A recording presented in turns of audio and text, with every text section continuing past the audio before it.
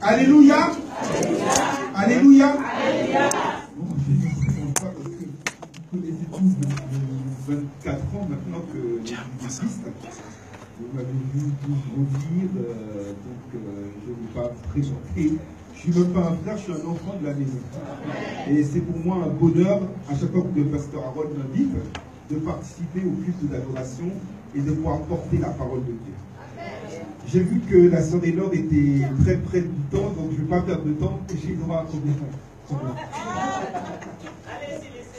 Amen, amen. Donc on ne va pas perdre de temps, on va rentrer directement dans la prédication à la gloire de Dieu. Alléluia. Alléluia. Alléluia. Alléluia. Nous crions à plein gosier ce cri de joie, ce cri de victoire, ce cri de délivrance, ce cri de perfection en ce jour béni. C'est ici la journée que l'Éternel a fait, qu'elle soit pour nous un sujet d'allégresse et de joie. Cette journée est pour nous un sujet d'allégresse et de joie parce que c'est le jour de la Pentecôte. C'est le jour de la naissance de l'Église. C'est le jour de l'effusion parfaite du Saint-Esprit où des hommes de toute langue, de toute race, de toute tribu, de toute nation, de tout âge se sont rassemblés dans le lieu saint à Jérusalem pour entendre l'apôtre Pierre prêcher en se basant sur ce qu'avait dit le prophète Joël. Et ayant entendu cette prédication, ils ont été bénis. Déjà, ils étaient bénis parce qu'ils étaient dans une saison favorable.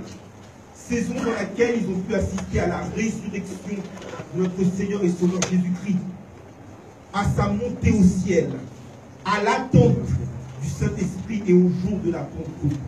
Et ayant pu être des participants privilégiés de ces moments uniques et extraordinaires, ces hommes ont écouté la parole de Dieu. Ils l'ont appliquée. Ils se sont repentis. Ils ont confessé leurs péchés et ils ont reçu le don du Saint-Esprit et sont devenus des agents inspirés de l'œuvre de Dieu. Aujourd'hui, géographiquement parlant, chronologiquement parlant, nous sommes loin d'eux. Mais spirituellement parlant, nous sommes près d'eux. Parce que ce Jésus a été annoncé à ceux qui étaient au loin, mais également à ceux qui étaient auprès. Et ayant été annoncé, nous avons le même objectif que ces hommes-là, que ces femmes-là, que ces enfants-là de ce temps-là. C'est d'adorer Dieu. Comme une biche soupire après des courants d'eau, ainsi notre âme soupire après notre Dieu.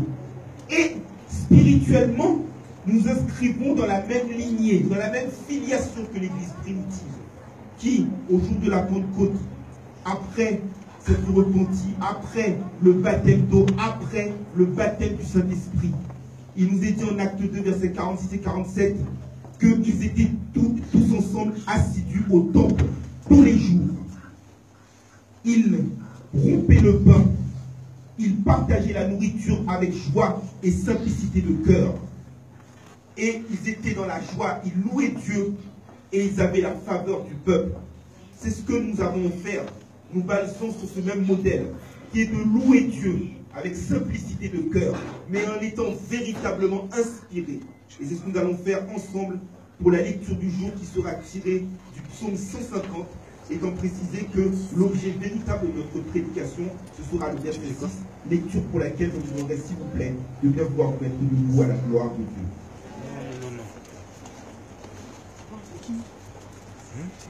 C'est avec ça. C'est super. Ah,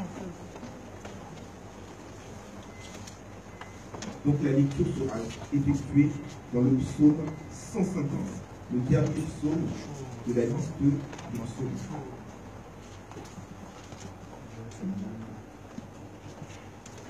Amen, l'Église. Je lis. Louez l'Éternel, louez Dieu dans son sanctuaire, louez-le dans l'étendue où éclate sa puissance, louez-le pour ses hauts faits, louez-le selon l'immensité de sa grandeur, louez-le au son de la trompette, louez-le avec le luth et la harpe, louez-le avec le tambourin et avec des danses, Louez-le avec les instruments à cordes et le chalumeau. Louez-le avec les cymbales sonores. Louez-le avec les cymbales retentissantes. Que tout ce qui respire loue l'Éternel, louez l'Éternel. Et j'attire votre attention sur ce dernier verset, objet de notre prédication de ce jour. Que tout ce qui respire loue l'Éternel, louez l'Éternel. Amen. Que le Seigneur ait béni cette portion d'écriture pour l'éducation commune de Jacques. Je vous remercie de vous asseoir. Pour ce message si beau et si spécial, le peuple de Dieu a besoin d'être concentré et de ne pas se disperser. Et pour ce faire, je vais aujourd'hui, sous l'inspiration et l'autorité de l'Esprit Saint, développer cette prédication en deux axes. Tout d'abord, dans un premier temps, le contexte. Dans un deuxième temps, nous allons voir les caractères de la louange de Dieu. Alors, notre Dieu est l'architecte compétent. Il n'est pas le Dieu des œuvres inachevées. Il fait les choses belles en son temps. Et il n'y a rien à ajouter ni à retirer. Et en l'occurrence, le président Reagan disait que dans la Bible se trouvent des réponses à toutes les questions que nous nous posons. Et c'est la vérité. Et en l'occurrence, la Bible nous apporte tout ce à quoi nous avons besoin. Et les psaumes en particulier sont une réponse à chacune de nos questions. Les psaumes sont le livre le plus long de la Bible, qu'il s'agisse de l'Ancien ou du Nouveau Testament. Mais je dirais que les psaumes ne sont pas un livre, comme peut l'être par exemple Esdras, comme peut l'être Néhémie, comme peut l'être Ézéchiel, comme peut l'être l'Apocalypse. Mais les psaumes sont en fait compte des livres, un livre qui recouvre plusieurs livres, regroupés en 5 livres. Je dirais que les psaumes sont une boîte à outils. Dès lors qu'il y a dans nos vies des fissures, dès lors qu'il y a dans nos vies des cassures, dès lors qu'il y a dans nos vies des choses qui sont dévissées ou décrochées, les psaumes nous offrent les outils essentiels pour pouvoir réparer sous l'autorité de l'Esprit Saint ce qui ne va pas dans nos vies. Les psaumes peuvent être comparés à une pharmacie. La pharmacie en ce sens que dès lors que nous sommes malades, quel que soit le médicament dont nous avons besoin, les psaumes sont là pour nous donner le médicament adéquat. Et je m'en vais vous donner des exemples extrêmement clairs. Nous avons des problèmes parce que nous sommes spirituellement séparés de Dieu, car tous sont péchés, sont privés de la gloire de Dieu. Et bien dans le psaume 32, ou encore dans le psaume 51, nous trouvons des psaumes de repentance, où Dieu nous fait voir sa grâce et son pardon. Nous sommes effrayés, épouvantés par la vie. Eh bien, tournons-nous vers le psaume 23. L'Éternel notre berger, nous ne manquerons de rien. Et en conclusion de ce psaume, il nous est dit que le bonheur et la grâce nous accompagneront tous les jours de notre vie. Nous pouvons aussi nous retourner vers le psaume 46, où il nous est dit que Dieu est pour nous un refuge et un appui, un secours qui ne manque jamais dans la détresse. Nous pouvons aussi nous tourner vers le psaume 92, où il nous est dit, celui qui demeure sous l'abri du Très-Haut repose à l'ombre du Tout-Puissant. Vous êtes découragés, le psaume 42 est là pour répondre à nos besoins. Comme une biche soupire après un courant d'eau, ainsi mon âme soupire après toi. Vous sentez seul, le psaume 62 apporte des réponses. Et je pourrais multiplier les exemples à l'infini pour vous démontrer que les psaumes sont la boîte à outils spirituelle, sont la pharmacie spirituelle pour répondre à nos besoins. Et nous savons pertinemment, comme le disait l'apôtre Paul à Timothée en 2 Timothée 3, verset 16, que toute écriture est inspirée de Dieu pour enseigner, pour corriger, pour convaincre, pour instruire de la justice, afin que l'homme de Dieu soit équipé et prêt à tout bonheur. Et en l'occurrence, les psaumes nous équipent à cette tout bonheur. Et l'architecture des psaumes, c'est pour ça que je parlais à l'instant du fait que Dieu est l'architecte compétent. Les psaumes sont établis d'une manière extraordinaire. Un livre qui recouvre 5 livres. Et vous remarquerez que le chiffre 5 est extrêmement important. Parce que lorsque Dieu a donné la loi de Moïse, lorsque Dieu a fait la création, il y a eu 5 livres fondamentaux qui constituent le Pentateuque. Genèse, Exode, Lévitique, Nombre, Deutéronome. Et les psaumes sont établis exactement de cette manière. Puisque lorsque vous prenez le premier livre du psaume 1er au psaume 41, c'est la création Quand Dieu a créé Adam et Ève, il les a créés à son image. Ils étaient parfaits. Prenez le portrait de l'homme heureux dans le psaume 1er. Il ne marche pas sur le conseil des méchants. Il ne s'assied pas en compagnie des moqueurs. Il trouve son plaisir dans la loi de l'Éternel et il la médite jour et nuit. Tout ce qu'il fait, il réussit. Il est comme un arbre planté près d'un courant d'eau qui donne son fruit en sa saison. C'est la perfection de l'Éden. Mais, comme en Genèse, après la chute d'Adam et Ève, et après le meurtre de Caïn et envers Abel, que j'aurai l'occasion de développer plus avant dans la prédication, la méchanceté apparaît dès le psaume 2. Et dans le psaume 3, Dieu va en quelque sorte chercher un homme selon son cœur. Donc en quelque sorte, les premiers livres des psaumes du psaume 1er au psaume 41, correspondent à la Genèse. Ensuite, du psaume 42 au psaume 72, Dieu va établir un nouvel exode, c'est-à-dire une alliance avec son peuple. Et on le voit, parce que notre Dieu nous dit à ce peuple, comme le peuple était poursuivi par les Égyptiens dans l'exode, comme je viens de le citer à l'instant dans le psaume 46, il est pour nous un secours qui ne manque jamais dans la détresse. C'est-à-dire que les Égyptiens peuvent être nombreux à notre poursuite, mais il va nous permettre de traverser la mer Rouge à pied sec. Et il va leur dire, arrêtez, sachez que je suis Dieu, que je domine sur les nations. Et lorsque le peuple va vouloir tomber, Dieu dans le psaume 51 va nous appeler à la repentance. Et il va faire preuve de sa grâce. Et en conclusion de ce deuxième livre des psaumes, nous avons le psaume 72 qui est appelé un psaume royal, où lorsque Jésus-Christ va établir son règne dans la paix, son règne dans la justice, son règne dans le droit, il va juger avec équité son peuple.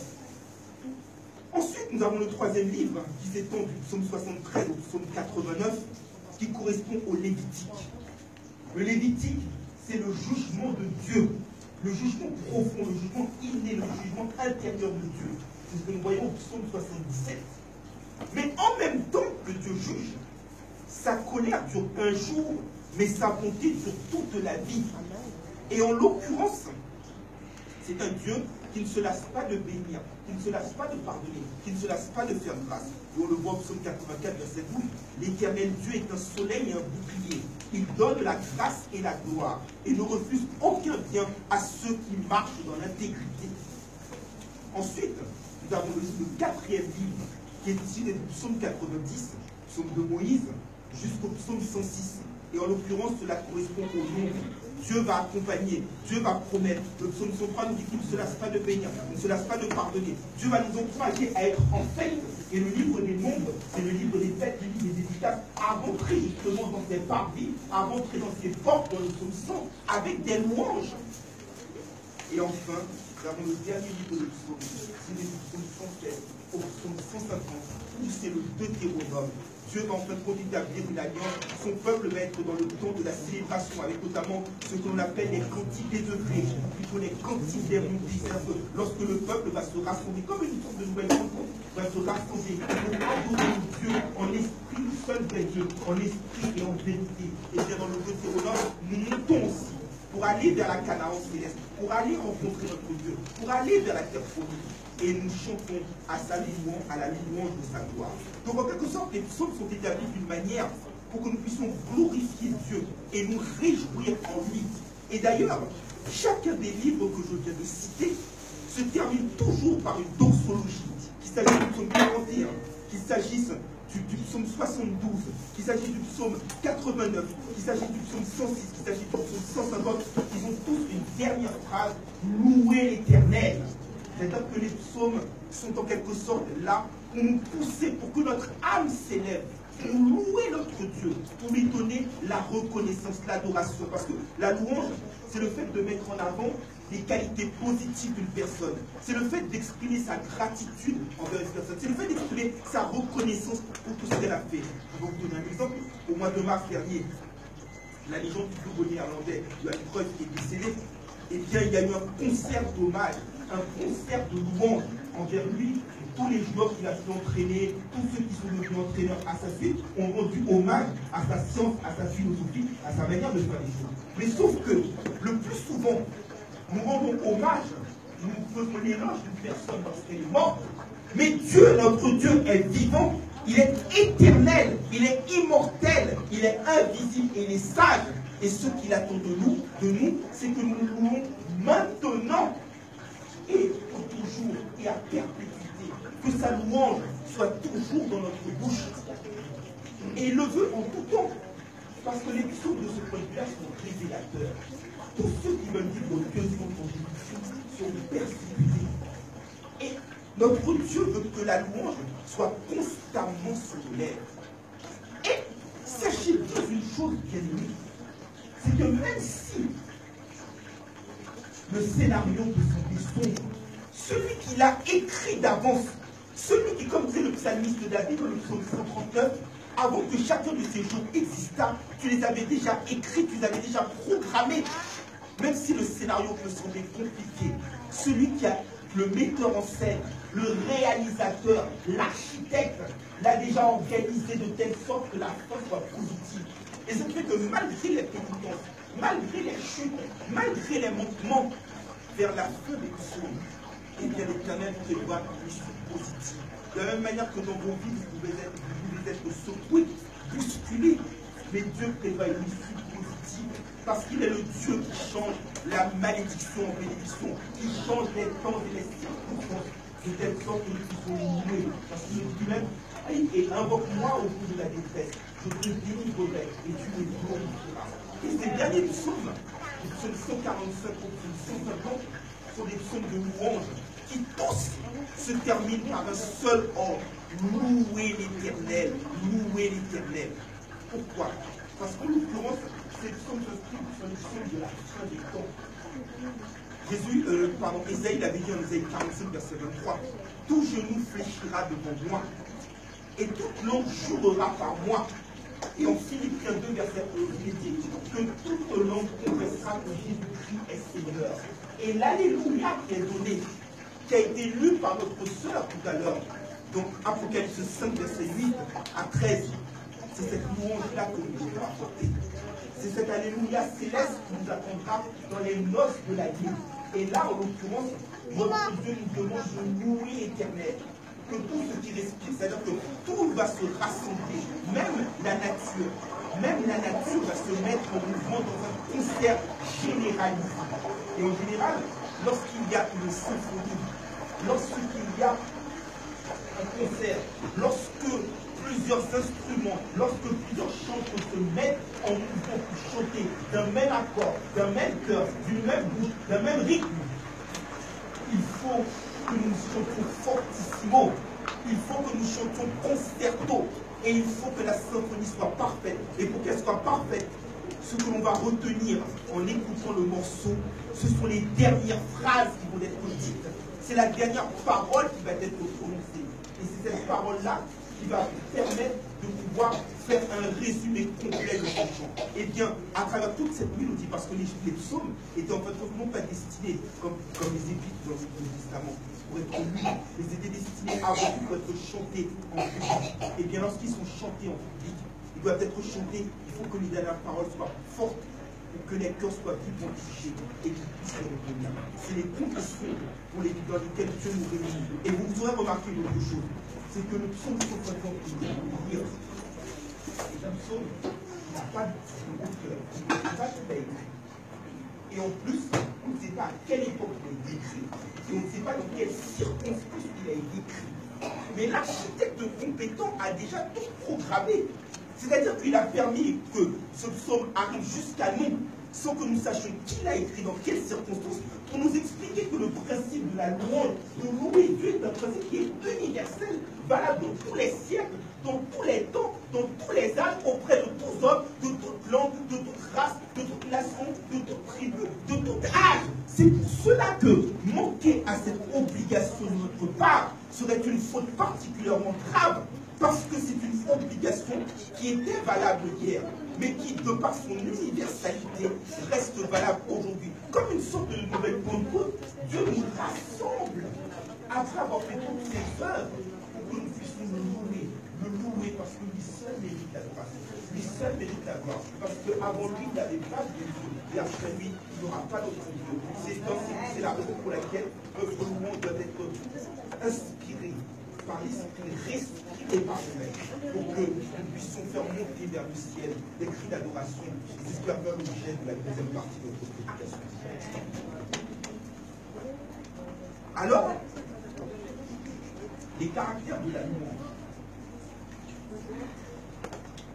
Dans le cadre du culte de l'adoration,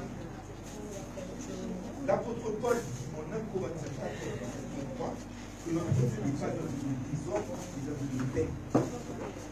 En 1 Corinthiens 14, 40, il précise même que tout doit être fait avec bienséance et ordre. Cela veut dire que lorsque nous nous rassemblons, lorsque nous venons dans la maison de Dieu pour l'adorer en esprit et en vérité, cela doit être fait avec ordre. Et le psaume 150 est un psaume qui nous donne la feuille de route pour que nous culte d'adoration, pour que la louange que nous faisons monter vers notre Dieu soit faite avec ordre. Parce que ce psaume est un psaume qui apporte une réponse exhaustive, une réponse complète, une réponse absolue, une réponse totale à la manière dont nous devons adorer notre Dieu. Tout d'abord, il nous pose la question, louer Dieu, louer l'Éternel. Cela répond à une question claire. Qui doit être adoré? Et le plus souvent, toutes les guerres, toutes les persécutions qui ont existé de par le monde, c'est sur la question de savoir qui doit être adoré. Du temps du prophète Daniel, parce que les trois compagnons de Daniel, Shadrach, Meshach et Abed-Nego, avaient refusé de se prosterner, d'adorer la statue qu'avait ordonné le roi Nabuchodonosor, ils ont été jetés dans la fournaise ardente. Et donc ils ont été confrontés à cela à cause de l'adoration. En 1999, il y a eu la guerre au Kosovo. Pourquoi?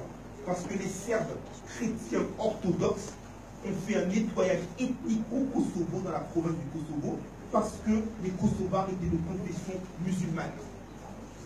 Aujourd'hui, on le voit même encore. Pourquoi le terrorisme se multiplie auprès des démocraties occidentales, notamment par le biais de ce qu'on appelle Daesh, l'État islamique? Question d'adoration. Ces hommes veulent par la force contraindre le monde à se soumettre à l'islam. Le monde judéo-chrétien, le monde occidentalisé chrétien. Tout est une question d'adoration. Et la question que Dieu nous pose au travers de l'ordre louer l'Éternel, c'est de savoir qui adores-tu, toi personnellement, qui mets-tu en première place? Et lorsque Dieu n'est pas à la première place, lorsque l'Éternel des armées n'est pas à la première place, c'est forcément de l'idolâtrie. Là où est ton cœur, là sera ton trésor. C'est la question qu'il te demande. Qui mets-tu dans ton adoration? Tu ne peux pas servir à la fois Dieu et Mammon. Soit tu aimeras l'un ou tu mépriseras l'autre. C'est la question de savoir qui est-ce que tu adores. Ensuite, et je dirais même que cette question de qui tu adores, elle nous interpelle aussi lorsque nous venons à l'église. Dans quel but venons-nous à l'église? Dans quel but nous rassemblons-nous dimanche après dimanche? Est-ce pour rentrer dans les parvis avec des louanges? Est-ce pour louer l'Éternel? Ou pour un autre but non avoué? Ensuite, il nous est dit louer Dieu dans son sanctuaire. L'autre question qui doit se poser, c'est où devons-nous adorer Dieu? Le sanctuaire, dans l'Ancien Testament, c'était l'endroit où le peuple de Dieu se rassemblait pour célébrer son Dieu, pour faire monter vers lui des cris d'adoration et de louange, pour lui offrir des sacrifices. Dans le Nouveau Testament, lorsque Jésus a commencé son ministère dans l'Évangile selon Jean, après avoir accompli le miracle à Cana où il a changé l'eau en vin, Jésus a chassé les voleurs, les marchands du temple, en disant que vous ne ferez pas de la maison de mon Père un tabernacle de voleurs. Et en Jean chapitre 2, verset 20, il leur a indiqué que vous pouvez détruire ce temple, mais en 3 jours, je le reconstruirai. Et les pharisiens, qui comprenaient cela dans la lettre, qui tue, et non pas son esprit qui vivifie, on dit, mais attends, mais qu'est-ce que tu nous racontes? Nous, il nous a fallu 40 ans pour construire ce temple, et toi, tu parles de le reconstruire en 3 jours. En fait, quand il parlait de sa mort et de sa résurrection, puisque Jésus, vous le savez, est la pierre angulaire et la principale de l'angle a été rejetée. Et nous autres, qui venons nous greffer en quelque sorte à lui, nous sommes des pierres vivantes, nous sommes un sacerdoce. Et avec lui, nous constituons le temple. Et justement, désormais le Père, en tant que sanctuaire, ne recherche pas des habitations, des constructions faites de la main d'homme. Il recherche bien au contraire un temple encore plus intime. Et ce temple, c'est vous, c'est vous, c'est moi, c'est nous. 1 Corinthiens 3, verset 16. Ne savez-vous pas que vous êtes le temple du Dieu vivant et que l'Esprit habite en vous? 1 Corinthiens 6, verset 18. Ne savez-vous pas que votre corps est le temple de cet esprit, du Dieu qui habite en vous et que vous n'appartenez point à vous-même? Romains 12, verset 1er, où il nous est dit d'apporter nos corps comme un culte raisonnable, comme une offrande, de donner nos corps comme une offrande, ce qui sera de notre part un culte raisonnable. Ça veut dire que le sanctuaire que Dieu recherche, son habitation qu'il recherche, n'est pas dans un temple qui ne respire pas, mais c'est désormais dans nos corps. Donc même parce que nos corps sont l'expression, dès lors qu'ils sont en vie, d'une respiration, et donc par nos corps, nous devons nous louer. Et ensuite, des versets 3 au verset 6, il nous explique comment le louer. Avec la harpe, avec le luth, avec la trompette, avec toutes sortes d'instruments pour faire monter vers lui des cris. Notre Dieu n'est pas un Dieu mort, c'est un Dieu qui est vivant, c'est un Dieu qui est en mouvement, qui veut du rythme. Et il veut que nos instruments, qui sont en fait toute la préfiguration de ce que nous sommes, puisque, comme disait l'apôtre Paul en 2 Timothée 2, verset 20, nous sommes censés être des vases d'honneur utiles à notre maître. Et en l'occurrence, tous ces instruments rassemblés sont utiles à la glorification de notre Dieu. Et vous savez pourquoi il dit cela? Parce que, en fait, notre Dieu va nous expliquer une chose. C'est que si il ordonne à ceux qui ne vivent pas, par exemple, frère Elor, ton synthétiseur, s'il n'est pas branché, même s'il est débranché, si ce n'est pas toi qui appuies sur la touche, il n'a pas de vie. C'est parce que tu vas appuyer sur le synthétiseur qu'il va pouvoir émettre un son. Mais là, par exemple, tu ne bouges pas. On n'entend rien. Mais peut-être que si la cymbale, si la harpe, si le luth qui ne bouge pas doit glorifier Dieu, à plus forte raison qui nous, qui vivons, qui respirons, qui sommes en mouvement, devons-nous le glorifier.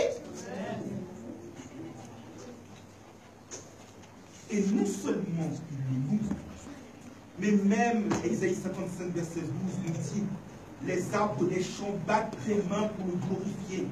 Le psaume 148, verset 8 et 9 que vient de lire la sœur Paul. Eh bien c'est pareil, c'est le même mouvement, c'est la nature. La neige, la grêle glorifie Dieu. Tout ce qui est créé doit glorifier Dieu. Apocalypse 4, verset 11. À plus forte raison, comme je le disais tout à l'heure, ceux qui ne bougent pas, qui ne vivent pas, doivent louer Dieu, mais à plus forte raison, nous devons le faire. Et même Paul le dit, en Romains chapitre 1er. Nous voyons à l'œil nu tout ce que Dieu a créé. Et donc nous sommes sans excuse, puisqu'ayant connu Dieu, ils ne l'ont point glorifié. À plus forte raison, devons-nous nous-mêmes également le glorifier. Et vous remarquerez que dans le psaume 150 que nous venons de lire, qui est le psaume à l'extrémité, puisque c'est le dernier du livre des psaumes, il y a 6 versets, comme il y a eu 6 versets dans le psaume premier. Mais que dans ce psaume que nous venons de lire à l'instant, le verbe louer à l'impératif, ce qui signifie que ce n'est pas une option, mais une obligation à laquelle nous sommes manqués, est exprimé 13 fois.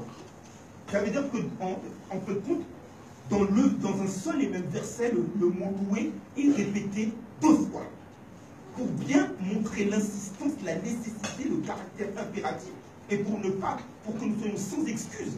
Parce que s'il répète louer, à un moment, ça va interpeller notre attention. Et bien là, En l'occurrence, le verbe louer est répété à 13 reprises dans ce seul et même psaume. Et cela veut dire que c'est une nécessité pour nous, en tant qu'êtres vivants, si la nature s'y met, si les arbres s'y mettent, si les instruments s'y mettent, alors à plus forte raison, nous qui sommes vivants, devons nous mettre à louer Dieu. Et en l'occurrence, il nous est dit que tout ce qui respire loue l'Éternel.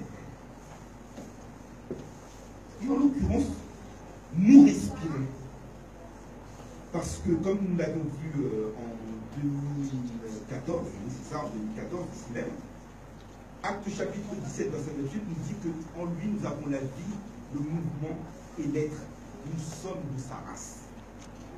Il nous donne l'air, le souffle pour que nous puissions respirer. Et dans le mot respirer, il y a une syllabe, spirer. Et c'est un peu familier avec spirituel. Donc, cela veut dire que pour que nous puissions en quelque sorte louer Dieu, ce n'est pas une respiration naturelle que nous faisons, c'est une respiration spirituelle. Et de la même manière que Dieu a donné le souffle de vie à Adam, en Genèse chapitre 2, verset 7, souffle sur lui, de la même manière, Jésus nous a permis de respirer un air nouveau, puisque à sa résurrection, il souffla sur les disciples en leur disant « Recevez le Saint-Esprit ».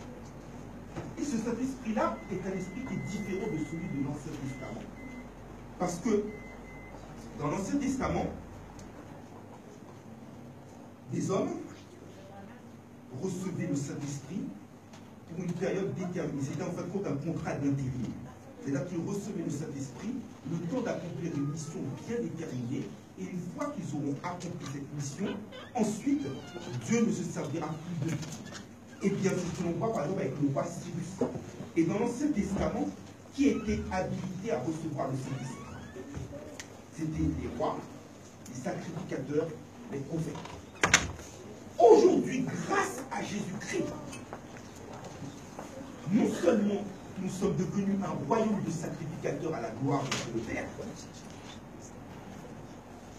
Apocalypse 1, verset 6, mais nous recevons le Saint-Esprit de manière permanente, parce qu'il a dit qu'il ne nous laissera pas orphelins, et qu'après lui viendra un consolateur, l'Esprit de vérité, l'Esprit qui nous conduira dans toute la vérité. Et en ce jour de la Pentecôte, le Saint-Esprit s'est répandu selon la prophétie du prophète Joël sur toute chair.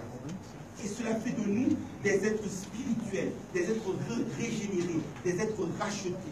Et lorsqu'il nous parle, en l'occurrence, tout ce qui respire, le verbe respirer vient de l'hébreu war, signifie l'esprit qui est en train de se répandre.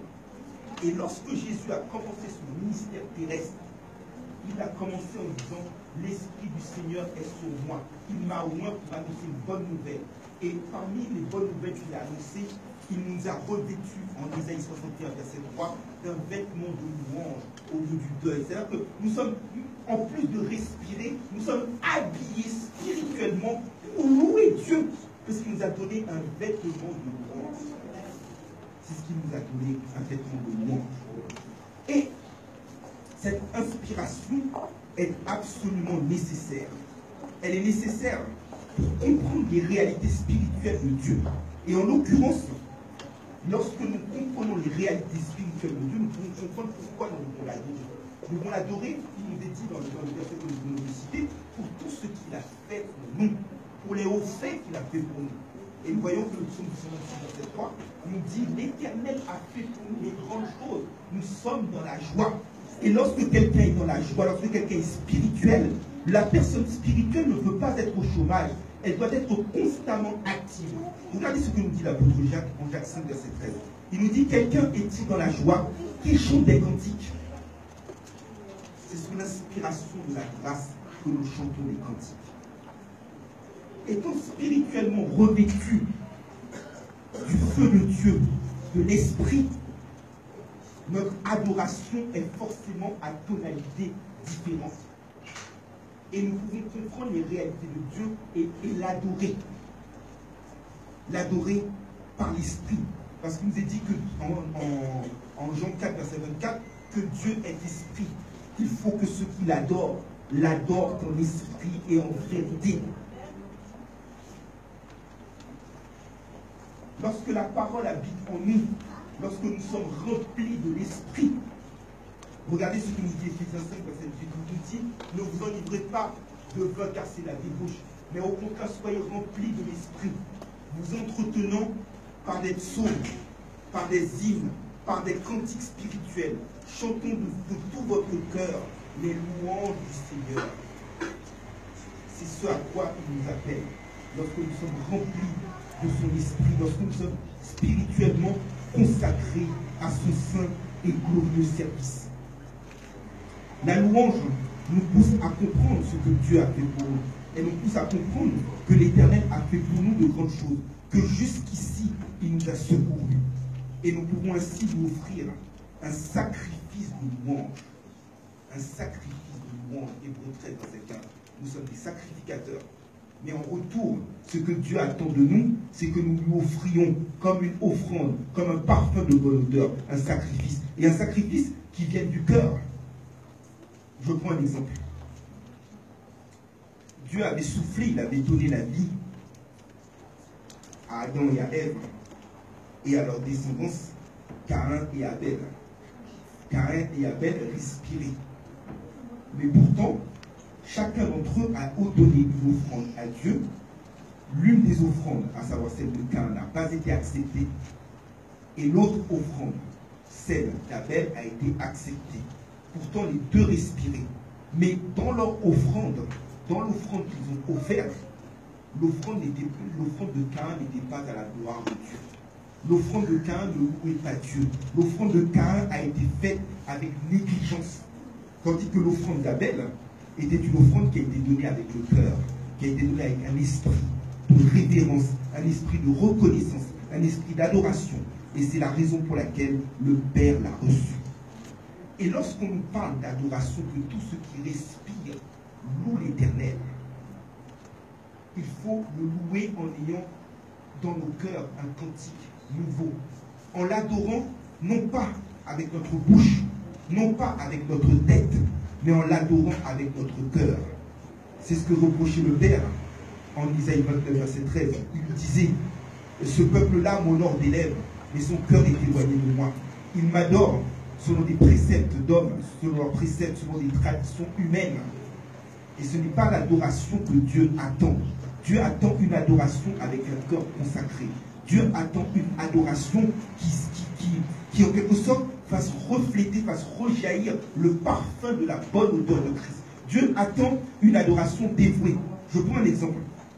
Lorsque, dans des compétitions, des sportifs chantent la Marseillaise, par exemple, vous voyez qu'ils sont en train de chanter la Marseillaise avec tout leur cœur, avant même de commencer le match, parce qu'ils savent que le maillot qu'ils portent, que l'équipe pour laquelle ils jouent, que le pays qu'ils représentent est hautement symbolique et que c'est pour eux une fierté de pouvoir porter ce maillot, de pouvoir être sur le terrain et de pouvoir jouer pour cette équipe. Ils le font en étant consacrés, en étant dévoués, en étant pleinement conscients. Mais parfois, nous qui respirons le parfum de la bonne odeur de Christ, nous qui respirons cette air pur, nous chantons mais sans allant, nous chantons mais sans entrain, nous chantons parce que nous connaissons ces chants d'espérance depuis des décennies, depuis des décennies, depuis des décennies. Nous sommes tombés là-dedans lorsque nous étions petits. Mais nous ne les chantons pas en étant dévoués, nous ne les chantons pas en tant que soldats de Christ, en tant que citoyens célestes, qui sont déterminés à adorer leur Dieu en esprit, en vérité. Nous ne le chantons pas en tant que tel. Et pourtant, ce qu'il attend de nous, c'est que par nos chants, nous reflétions sa gloire. Parce que la louange, lorsqu'elle est faite avec un cœur brisé, lorsqu'elle est faite dans un esprit de sacrifice, a des secrets extraordinaires. Parce que notre Dieu siège au milieu de ces louanges. Et comme nous le chantons dans les chants, quand on le loue, sa grâce descend sur nous. Et en Chronique 16, verset 27 est extrêmement clair. Splendeur et majesté sont devant sa face, et force et joie sont dans sa présence. Ça veut dire que lorsque notre Dieu entend des louanges qui sont faites sous l'inspiration de l'Esprit Saint, avec un cœur entier, un cœur dévoué, il descend lui-même et installe sa tente, installe sa présence au milieu de nous et nous fait voir sa gloire, sa splendeur, sa majesté, sa force, sa joie, son dévouement. Et on a de nombreux exemples bibliques qui nous montrent cela. 2 Chroniques 5, versets 11 à 15, que vient de lire notre sœur. La louange a été faite par des sacrificateurs consacrés, des sacrificateurs spirituels.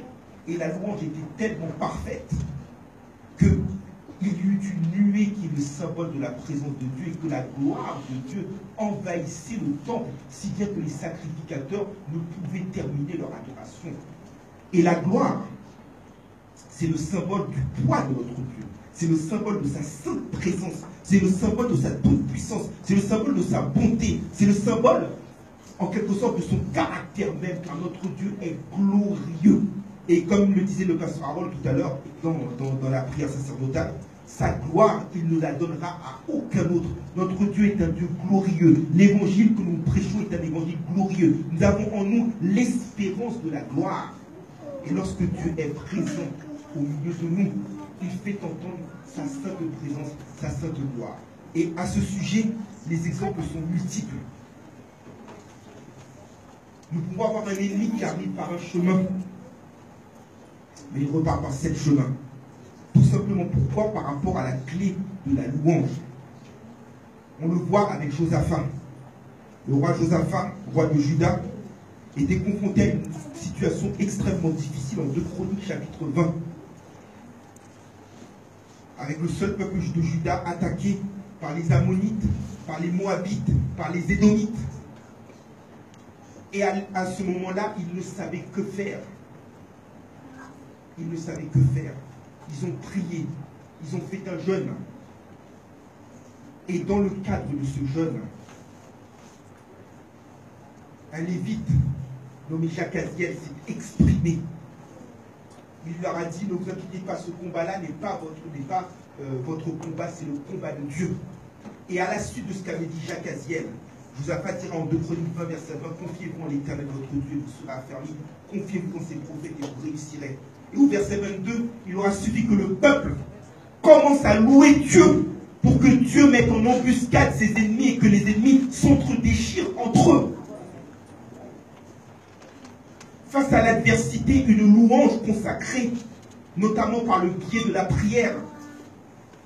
Parce que souvent, lorsque nous adorons Dieu, Dieu nous demande de l'adorer aussi, pas simplement par les chants, pas simplement par les psaumes, pas simplement par les cantiques spirituels, pas simplement par les hymnes, mais également dans nos prières. Et trop souvent, dans nos prières, nous nous comportons comme des consommateurs. Nous nous comportons comme si nous allions au distributeur de billets, en disant je veux récupérer 50 €, je veux récupérer 40 €, mais sans se préoccuper de notre Dieu. Et pourtant, ce qu'il attend, la première chose dans nos prières, c'est l'adoration. Néhémie l'a dit en Néhémie chapitre 1er, verset 5, Dieu grand et redoutable. Il est confronté face aux travaux, face à l'adversité. Dieu grand et redoutable. Daniel, en Daniel chapitre 9, dit exactement la même chose. Et Dieu lui a donné la vision. Josaphat, pareil que je viens de citer à l'instant. Parce que dans leur prière, ils louaient avant tout Dieu. Et Jésus, qui nous a donné la prière modèle, avant de commencer à dire notre Père qui est aux cieux, que ton nom soit sanctifié, que ton règne vienne. C'est-à-dire qu'avant même de commencer la prière, il commence par louer Dieu. Nous lisons la parole. Là, en l'occurrence, le verset que nous venons de lire, le psaume que nous venons de lire, en langue hébraïque, c'est une langue qui est respirée. C'est-à-dire que ce n'est pas comme le français, ce n'est pas comme le créole, ce n'est pas comme l'anglais, comme l'espagnol ou autre, qui se prononce, elle se respire. C'est-à-dire que chaque fois que l'on parle, dans chacune des paroles qui sont prononcées dans cette langue, on respire. Donc, c'est-à-dire que chaque parole doit être prononcée pour louer Dieu, parce que tout ce qui respire loue l'Éternel. Et c'est pour cela que l'apôtre Paul nous dit en 1 Corinthiens 31, que quoi que vous fassiez, quoi que vous mangiez, que vous buviez, quoi que vous fassiez, faites tout pour la gloire de Dieu. Et bien, en l'occurrence, c'est cela. Et dans les combats, lorsque nous louons Dieu dans nos combats, et lorsque nous faisons tout à sa gloire, lorsque nous respirons le parfum de louange, le parfum de la connaissance de Jésus-Christ, et bien il ouvre les portes. On le voit également avec Josué en Josué chapitre 6. Lorsqu'il était confronté à la muraille de Jéricho, qu'est-ce qu'il a mis en tête? Les trompettes. tous ceux qui chantaient, tous ceux qui louaient, et la muraille est tombée. L'apôtre Paul, il en est de même de l'apôtre Paul, lorsqu'il avait été pris dans la prison de Philippe. Lui et Silas, à minuit, à l'heure où les premiers d'Égypte sont morts, ont commencé à chanter, à prier, à chanter les louanges de Dieu. Et les fondements de la prison sont tombés, et les portes se sont ouvertes, et les liens, aussi forts soient-ils, sont tombés.